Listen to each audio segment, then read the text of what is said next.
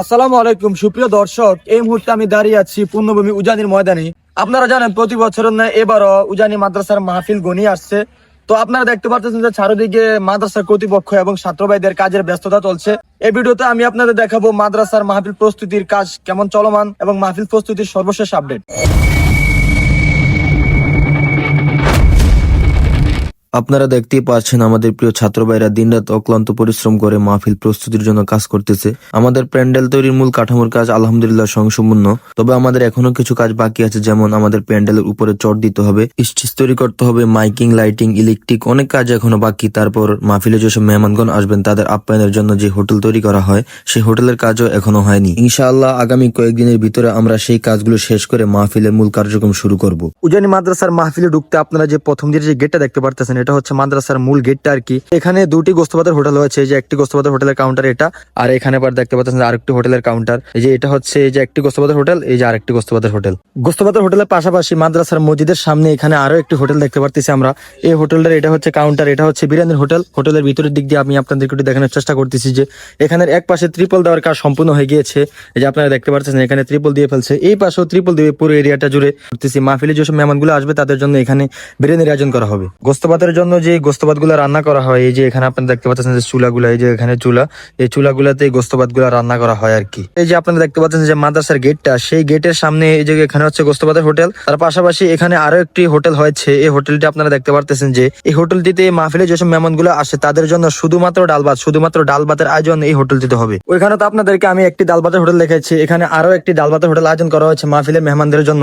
এই ডাল ভাতের হোটেল দিয়ে কমপ্লিট হয়ে গিয়েছে, উপরে যে ত্রিপল দেওয়ার কাজটা সম্পূর্ণ হয়ে গিয়েছে।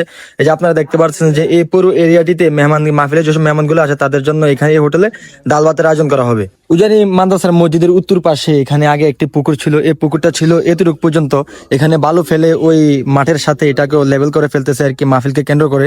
তা আপনাদেরকে আমি একটু দেখানোর চেষ্টা করতেছি যে আপনারা দেখতে পাচ্ছেন যে এখানে বালু ফেলে এই পুকুরটাকে ভরাট করে ফেলছে আর কি। এটা এতটুকু থাকবে, অতটুকু পুকুরে থাকবে।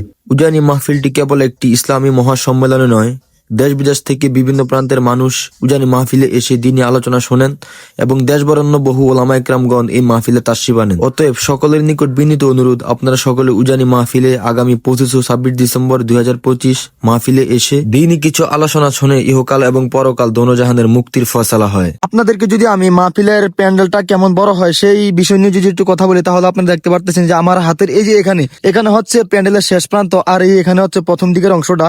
আর দেশ দূরান্ত থেকে বিভিন্ন প্রান্তের মানুষ এসে এই মাহফিলের বিভিন্ন আনাচে কানাচে মানুষের জমায়েতে ভরপুর হয়ে যায়।